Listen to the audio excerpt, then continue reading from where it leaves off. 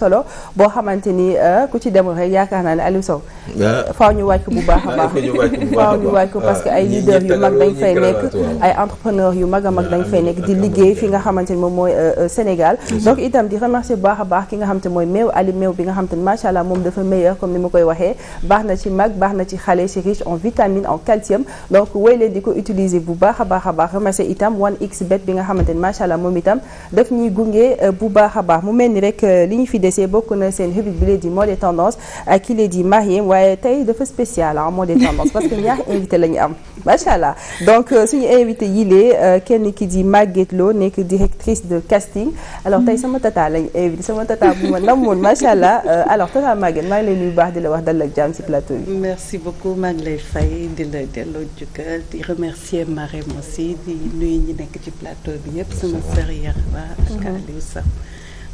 Voilà, c'est un plaisir en tout cas keneen itam muy Yaxara Ndiaye moom itam je pense que xàmmee ngeen ko bu baax a baax ci milieu bi nga xamante ni moom mooy mbirum actrice donc Yaxara maa ngi lay nuyu baax di la wax dal ak jàmm. maa ngi lay fay di la ziar di rafet na macha allah ñëpp ñi nekk ci plateau bi di remercier Mariem aussi pour l'invitation. Voilà mi ngi noonu sans plus tarder Mariem dañuy daal rek tàmbale waxtaan bi ak suñu invité yi léegi. waaw Awa Condé mu nekk contentement bu baax bi ma am ci bi ma leen woowee ñu wuy si ma comme ni nga ko waxee tey mode et tendance dafa ala dawme ndax ay grande dame laa invité tey fii la ci plateau bi la et que ñu sawar loolu ñoo toog fii ci plateau petit déj bi donc di am mbégte bu baax a baax donc Douda di directrice de casting international comme national donc li ñuy dooree ci moom ci première question bi Douda mooy dañ lay laaj lan la moowu casting di signifier parce que ñu bëri dañuy dégg casting rek xamuñu lan mooy casting. Voilà, le mot de casting signifie sélectionneur. On peut sélectionner des acteurs, des danseurs, même le football, on fait une sélection. C'est ça le mot casting. Voilà. C'est ça. waaw ñu bëri dañ koy dégg xamuñu ko dañuy yaakaar ni rek ci monde cinéma bi rek la am sens alors que même cinéma bi autant pour moi télé bi même télé sax pour jël ay stagiaires ak yooyu yu ne da ngay def casting pour am profil bi nga bëgg ci même pub yi sax dañuy casting même les pubs donc c'est beaucoup c'est juste mooy un sélectionneur ou une sélection. Très bien. Donc c'est ça, on peut faire le casting avec tout, par exemple, comme les cités, les films, les publicités, documentaires. Même si milieu mannequinat bi aussi. Mais mannequinat bien sûr, même mannequinat. Moi-même j'étais ancien mannequin, donc voilà. Mais lan mooy solo casting lan moo tax nit ñi war a focus ci casting balaa rek ñoo tàmbalee dara benn projet lan moo tax ñu focus ci loolu. Le casting c'est très important, c'est choisir le meilleur. Le profil adéquat. Parce que sooy def casting il faut déjà voir le producteur ngeen waxtaan si le réalisateur léegi nag après dañ lay jox le scénario buñ la joxee le scénario tu vas lire tout commencer ko par Bible bi déjà léegi à partir de là yow di nga xam yan profil ngay soxla voilà. loolu mooy importance su casting ci milieu bi c'est ça. ok donc bu ñu ñëwee tamit ci Yaxara ñu gis ne yaa ngi ci milieu cinéma bi. yow dañ la jël par casting wala dañ la gis dafa da nga daje ak benn producteur mu gis la nii da nga neex ko mu ne la yax la sa profil soxla naa ko ci kii bi. voilà man nag lu ci ëpp nag casting ciblé lay doon. parce que damay toog rek ñu daal di may woo ci benn production ma daal di dem. ñu liggéey comme Maguette li nga xam ni wax dëgg yàlla sama xarit la sama naataango la jot nañu liggéey ci ay projet yoo xamante ni yu bari la mais duma au casting dafay ciblé woo ma ñëw liggéey nan ngay faral di liggéey ak sa élément mais Mariem man xam nga lan moo ma jaaxal ñoom ñi nga xamante ne ñoom ñoo yore wàllum casting yi bu ñu wootee casting day fees dell nit ñi dañuy dem ci casting yi mais en général comme yaa ngi koy wax da ngay wut profil bu meer mais des fois da ngay gis koo xamante ne xëy na profilam baax na mais bu demee duñ ko jël lan mooy waral loolu. Voilà, je vais m'expliquer un peu parce que parfois on fait des castings man la plupart du temps je fais des castings ciblés. D'accord. Je fais des castings ciblés. ku ma xam sax xam ne loolu la ëpp lu may def. à 95%. D'accord. Ça dépend de la maison de la production bi ma jël bu bëggee un casting général. ci la ñuy woo les acteurs dajale leen mën a choisir. Il y a aussi un casting qu'on appelle un casting sauvage. Un casting sauvage ça veut dire le producteur peut amener ses éléments. Les réalisateurs ne man élément bi ma am baax na. Moi la directrice de casting je peux amener mes éléments. Et chacun peut amener. ñu xool si c'est adéquat on les fait tourner c'est ça un casting sauvage. D'accord. Voilà comme bi ñu defoon bi may tourner Golden. On avait fait un casting sauvage parce que les acteurs ku nekk indi acteur. Moi aussi j'ai amené des acteurs le film de Golden qui est passé à Marodi. De passage may nuyu aussi Mass Ndour ak ñi fa nekk ñëpp les réalisateurs. Thiandoum et El Hadj je les fais un petit coucou. Donc ñuy ay nit yu baax ak pot. Voilà ñooñu moom je lui fais un petit coucou. Voilà c'est même la plupart je fais des castings ciblés. Ciblé c'est le meilleur casting. ak fu mu mënti nekk loo mënti def ciblé c'est le meilleur. xam nga tu sais mën nga dajale des castings benn maison ne la man dama bëgg am nit yu bari. pour que nit ñi gis ni. on a beaucoup c'est pas important. C'est pas important. Man j'ai l'habitude dañ may wax mais Tata Maguette comment tu fais. Parfois damay romb sax. damay romb benn profil romb ma. mais damay dem. ne ko ça va tu vas bien. mu ne ma oui. ma ne ko ça te dirait pas de faire un film publicité. mu ne ma oui je rêve de ça je prends son numéro et voilà ses coordonnées et puis là. Je vais l'appeler après parce que je sais que c'est ça que je veux. am na film yoo xamante ne tey c'est international. xam nga l'acteur ou l'actrice principale fu ma leen gisee ñuy jaay jën ay jaaykatu jën di yanu pañe. oui effectivement loolu ku nekk moo ko mën a jouer. oui et quand je regarde je vais savoir si c'est le bon ou c'est pas bon. Parfois damay am profil bu baax. am silhouette bi tout lépp normal mais lii problème mooy la voix. day am voix aiguë. wala voix rauque. et j'ai besoin li ma soxla loolu lay manquer parce que man même bu may def casting je fais des castings de voix. ok d'accord. ça ne veut pas dire que tu es jolie seulement que dama lay jël. wala mosuloo def cinéma voilà moi je fais pas par exemple comme kii rafet na rek dama koy jël non je regarde les critères. je regarde lépp. du ma bàyyi virgule. je suis trop strict. est-ce que mun nit ki mun na ñaaw yow nga jël ko. parce que dafa am benn kii rôle boo ko bëgg a def loo. bien sûr parce que loolu ñi di seetaan. ñi may seetaan xam nañ ko. quand je fais des castings j'écris ça sur sama statut. am na boo xam ne dama ko def mais ñëpp a këpp parce que dama ne dama soxla jigéen bu ñaaw. ñuul te gàtt. bu amee cicatrice. loolu laa bëgg. parce que rôle boobu. personnage boobu rek moo ko mën a jouer. donc man amul ku ñaaw ku rafet ku di ce que je veux c'est ça que je cherche. très bien mais voilà may ngeen sax fit ñu bëri ndax autant boo déggee casting. ku nekkul taille fine. nekk yoroo teint noir danga naan duma dem parce que duñu ma soxla damay wax ci côté top modèle bi. parce que des fois di nga gis benn maison boo xam dafa am ay produits yu bees maanaam dafa am na benn.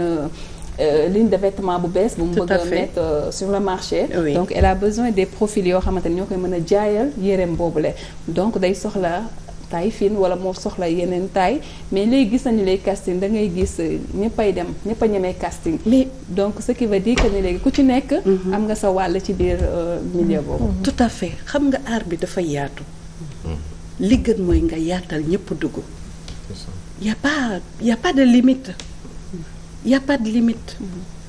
xale ba mag ñëpp mën nañ dugg ka nga ñaaw nga rafet nga parce que on a besoin de tous ces profils. Ça ne veut pas dire que tu dois être jolie ou beau que voilà on va caser sur toi ou bien sur eux seulement non on a besoin parfois de ces profils. maintenant est-ce que am na âge bi nga xamante ne rek moom la ñuy soxla pour nit mën a dem présenter aussi casting. Tu sais les castings tous les âges am na parce que quand on fait pub de bébé mais c'est des bébés.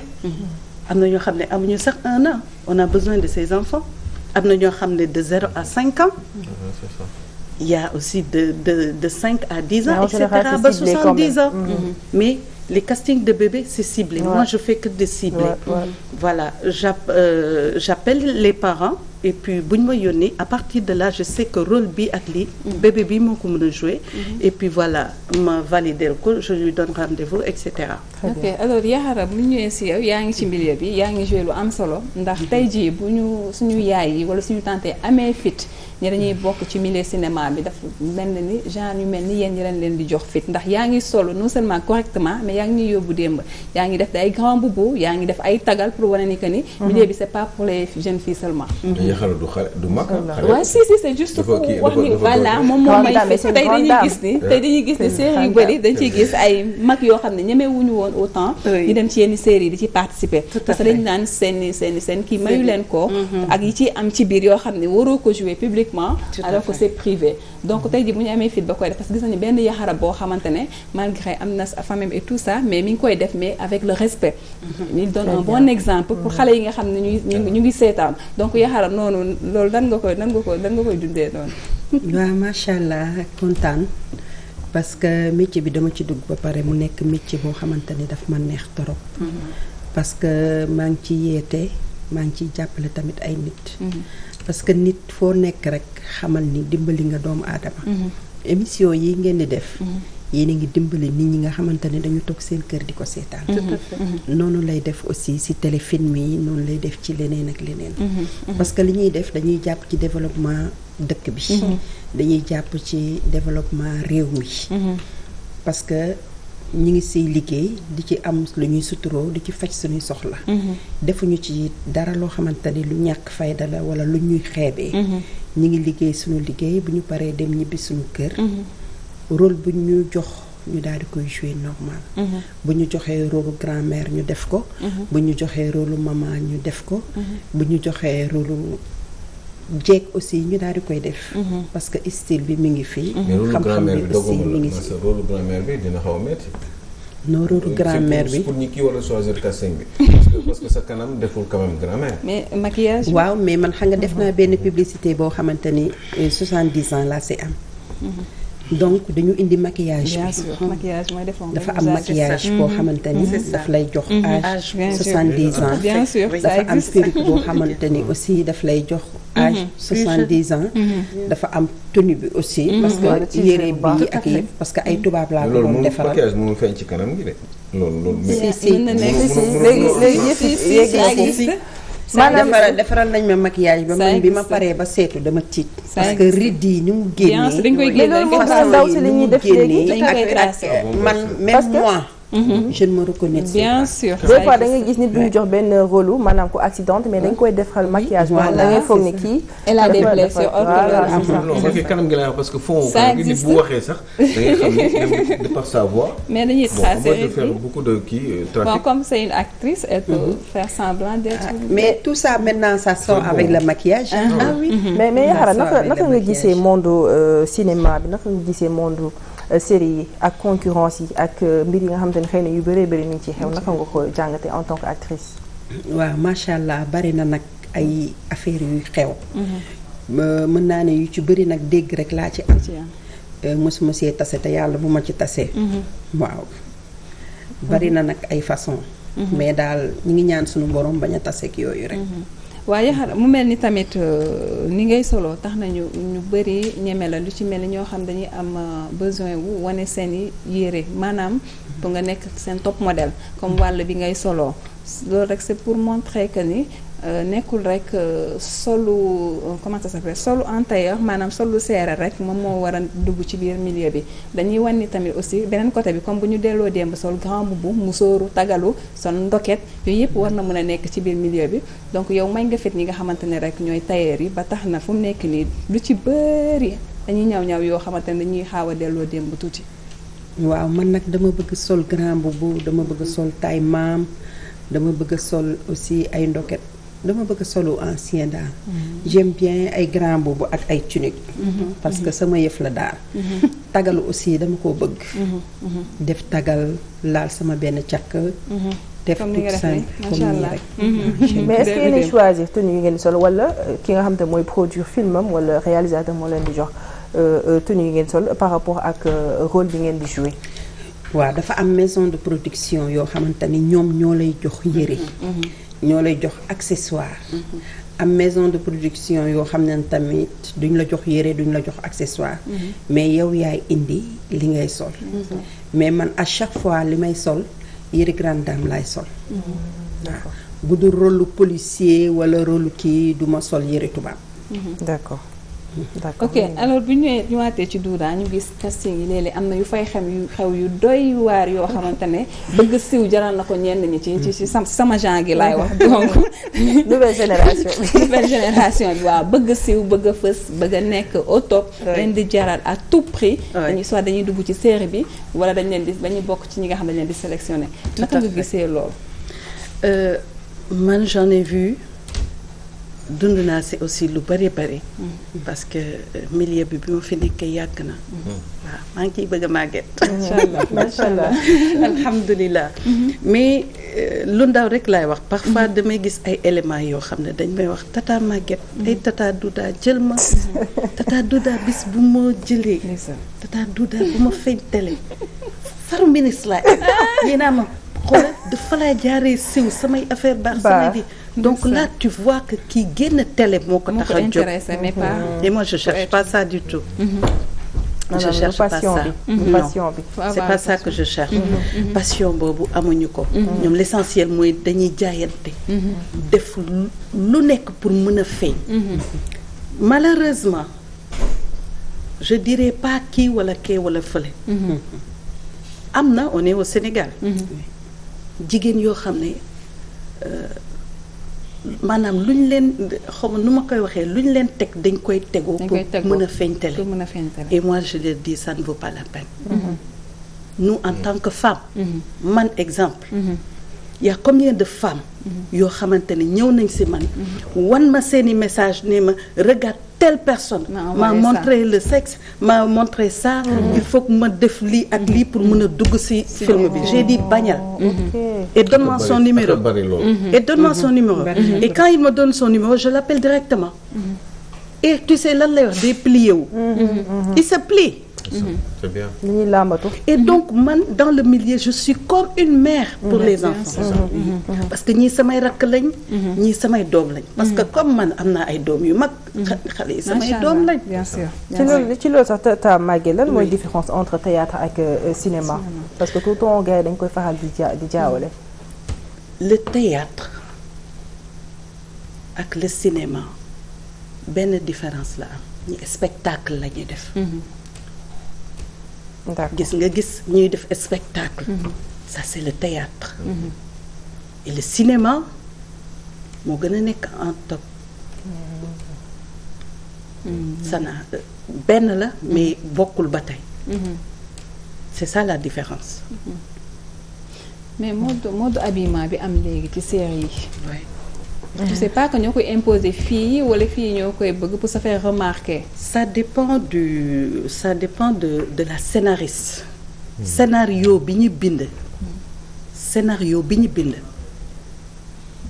Le producteur le scénariste scénario bi ñu bind moo war a wax comment il doit s'habiller. Non. Okay. Parfois c'est les acteurs ou actrices ñooy solal seen bopp. Comme ni ko sama sœur Yaxra waxee. Parfois di nga gis acteur bu génn ñu ne ki ni mu vulgaire. Mais parce que parfois c'est le rôle qui le demande. Parce que tu as choisi d'être par exemple jouer rôle taxawaalukat wala taxawaalu wala leneen ak leneen tu dois t'habiller comme ça. Am na ñoo xam ne duñ ko nangu. Am na ñoo xam ne dañ koy nangu. Parfois nga ne leen non il faut porter ça et ça am na ñoo xam ne dañuy naan d'accord dinaa ko def dinaa sangu plage ci biir film bi mais damay sol lii si le réalisateur est d'accord il y a pas de souci on peut le faire au cas échéant tu es obligé de faire ce qu'on a demandé dans le scénario. ci loolu sax lan mooy définition acteur moi je me dis un acteur son corps c'est son instrument de travail. C'est son instrument de travail. Il doit donner le meilleur de lui-même. Parce que soo xasee dugg nga ne tu es un acteur. Tu peux changer de profil autant de fois. De tout. On a besoin d'un acteur. Un acteur dafa envelopper tout ce qui est technique, psychologique, morale, physique, tout. Un acteur doit être complet. Complet. Oui, tout à fait. Donc ban conseil ngay jox xale yi nga xamante ne bëgg nañu siiw bëgg nañu nekk ci série et tout et que parfois ñu leen di woo ay casting yoo xam ne on dit que c'est ciblé mais c'est pas ciblé parce que am na ñoo xamante ne dinañu jël sa numéro sax di la woo wax la ni tu as été sélectionné alors que casting boobu ba nga ko demee kenn xamul ban at la donc c'est juste pour t'avoir donc ban conseil ngay jox xale jigéen ñi. Tout à fait xam nga loolu dama ciy dellu si waat comme ça yow mi nga xam ne yàgg nga ci macha allah. voilà loolu laa la bëgg a wax que am na benn jour boobu maa ngi nekkoon doon liggéey ci benn maison bu siiw fii Sénégal am koo xam ne dafa def sama numéro de téléphone la jël def ko ci castingam woo des jeunes filles à Yeumbeul et bi mu leen woowee ñoom ñu foog ne man la les filles sont parties là-bas bi ñu demee foofu une des filles a été droguée ñu wax leen toog leen ñu toog ñu servi leen des trucs yëf yi fu mu mujjee dikk oui te alhamdulilah kooku jàpp nañ ko. Ce sont des choses qui arrivent hein? Et c'est des choses qui arrivent. Ouais. Il y avait aussi un autre koo xamante ne dafa jëloon le profil de Bichichi Ousseynou Bichichi et la fille même m'a appelé pour me dire Tata Maguette regarde cette Bichichi m'a fait ceci. J'ai dit après bi ma ko waxee Bichichi dafa ma ne mais c'était pas moi.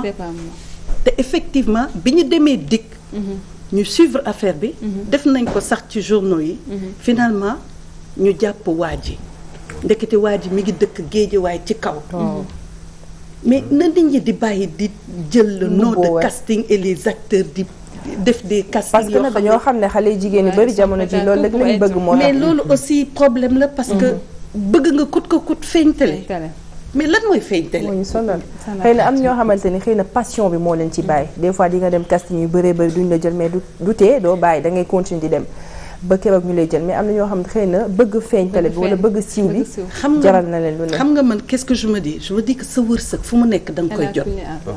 yàlla bu tuddee nii casting bi on va te prendre que ma jël la ñàkk la jël kenn moo lay gis wala le producteur même va te voir va te dire viens donne-moi ton numéro wala mu ne ma Tata Maguette prends-moi son numéro s'il te plaît da ngay dugg par force nañu bàyyi forcé nañ jël lépp teg ko ci loxo yàlla ku war a dugg war a jouer tu vas jouer comme bu ko yàlla tuddee loo fa war a gagner da nga koy gagner mais il faut le gagner avec la tête haute avec beaucoup de dignité avec humble bëggoon naa ko laaj itam Mariem lan mooy rôle réalisateur wala réalisatrice ci li nga xam te mooy film. Le réalisateur c'est lui qui réalise le film tey le réalisateur si il est au plateau man en tant que directrice de casting si il ne veut pas me voir dans le plateau je serai pas là.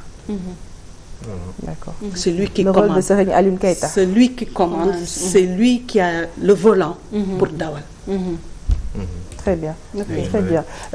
waaw ñu dem ci yaakaar li ma ko bëggoon laajte rek mooy est-ce que comme li fi doon wax genre habillement yi nga xam des fois dañu koy proposer est-ce que yow mos nañu la proposer loo xam bokkut ak say principe. non. mosul am mosuñu la sol loo xamante ne. bokkul ci li nga xamante ne rek moom ngay taamu di sol ci série. non mosuñu ma ko proposer parce que ñi may taseel ñu ci bari wax dëgg yàlla ñu xam seen métier lañu. te ñu koy def normalement la. donc mosuma am problème boobu. mais moom bu gisee xale jigéen xëy na yenn rôle yi leen di jox. yenn colin yi leen di solloo loolu en tant que femme en tant que actrice naka nga koy gisee yow. waaw am na ñoo xam ni réalisateur bi da leen di proposer. mais ñoom ñooy indi seen bopp seen yére yu gën a garaaw. loolu doo ci mën a wax dara. parce que ñoom seen bopp ñooy choisir indi yére boobu pour sol ko. Tout à fait. donc comme yow mag nga te yàgg nga ci da ngay ñëw gérer sa côté mu pare nga dem sa yoon. question bi pour ñoom ñaar la Mariem. maanaam avant théâtre wala cinéma dañ ko doon def ci anam yi mu gën a yiwee. te xëy na duñu heurter sensibilité kenn te yëf yi da doon jàll bu baax a baax nit ñi dañ ko doon seetaan booy seetlu sax théâtre sax mën nga tey toog ba tey ji di ko seetaan. mais dañu gis ni que léegi série yi. dañu jël beneen tournure. maanaam ci côté image ci côté waxin bi ay saagante wala di wane yenn image yoo xam dafa xaw a vulgaire ñemewoo toog ak sa yaay ak sa papa di ko seetaan lan moo ñu yóbbee ci loolu ñu tey. D'accord bon man sama point de vue lay wax théâtre mosul changer par contre les films dafa moderniser nekkatuñu au 10e siècle au 18e siècle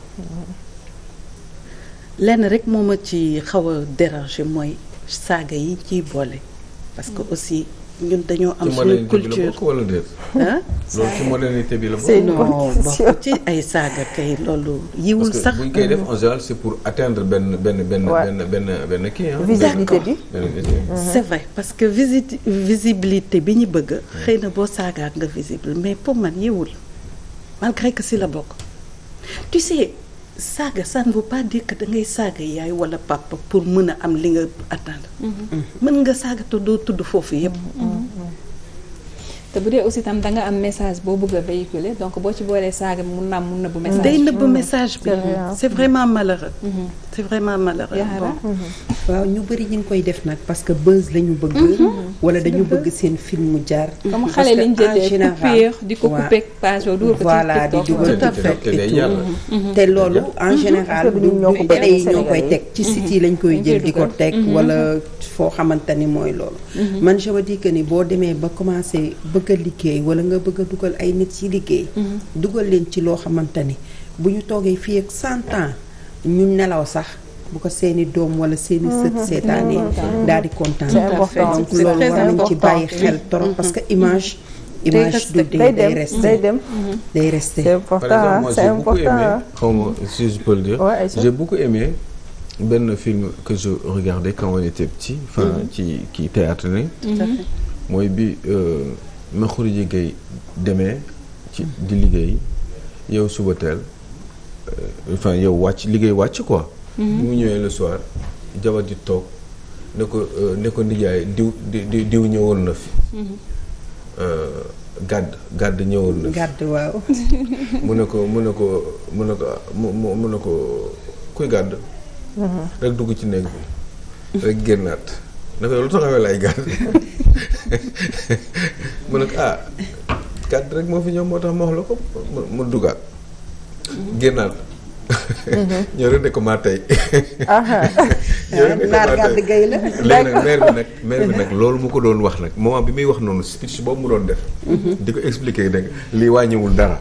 j'ai beaucoup aimé scénario boobu. bien sûr boobu li ma wax naa day fekk ñu nekk xale. naar gàdd corom la woon. waaw noonu la ko doon waxee macha allah donc waxee dañ lay bàyyi rek daal tëj ak say invité. c'était juste bon mu nekk message c'était un message boo xam ne rek da ko bëgg mais elle l'a fait poliment waaw ci genre waxin bi quoi donc je pense que man tey jii loolu la ñu soxla aujourd'hui ay messages yoo xamante ne dañ koy jàllale mais avec la manière pour que xale yi bu ñu koy seetaan non seulement dinañu dégg mais pas li ñuy gis donc c'est très important parfois xale dañuy focus ci solo bi dañuy focus ci gel bi dagg bi baax na mais pas message bi nga xamante ne voilà mais pas message bi nga xamante ne moom la ñëw pour véhiculer ko pour nit ñi xam par exemple ay xarit yu ànd bi dafa war a am kóllëre bi mooy lan li ma la dénk war nga ma ko dencal ba yàllaa xam mais yooyu yëpp duñu gis message boobu parce que solo bi la ñuy xool ak dagg bi donc est-ce que waruñoo mën a changer un peu tey ji boo amoon looy changer daal lan ngay changer ci cinéma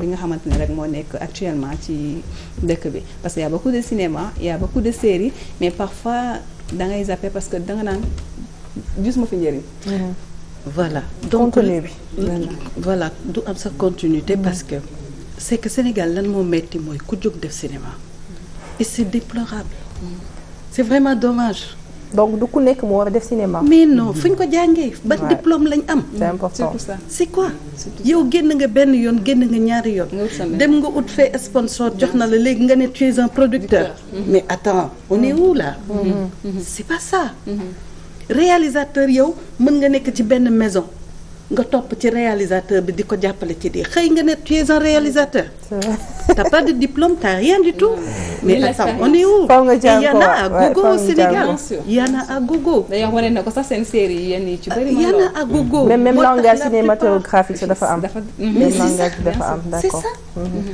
bon message bi may lancer rek mooy que ma wax sunu gars yi rek bu ñuy nañuy bàyyi xel sunu acteurs yi parce que tey gis naa fi tey acteurs yu mag yoo xam ne tey jii sonn nañ toll nañ ci retraite yoruñu dara pour ci takk ci seen kër yi sax c'est un problème et les gens ont tendance à dire ñoom dañoo liggéey xale yi ñëw fayee merci beaucoup loolu lay noro la mais nag yàlla mooy séddale mais war nañu defar loo xamante ne association boo xamante ne c'est pour les acteurs. c'est pour les acteurs. loo xamante ne au moins acteur bi bu jouer ba màgget au moins am compréhension. mais producteurs yi aussi am nañ ci wàll. mais bien sûr c'est le monde parce que ñoom itam dañ leen audiovisuel. di jàngal naka la ñuy cadrer. lan mooy rôle acteur ak naka la ñuy bindee parce que di nga gis ku am fit koo xamante ni.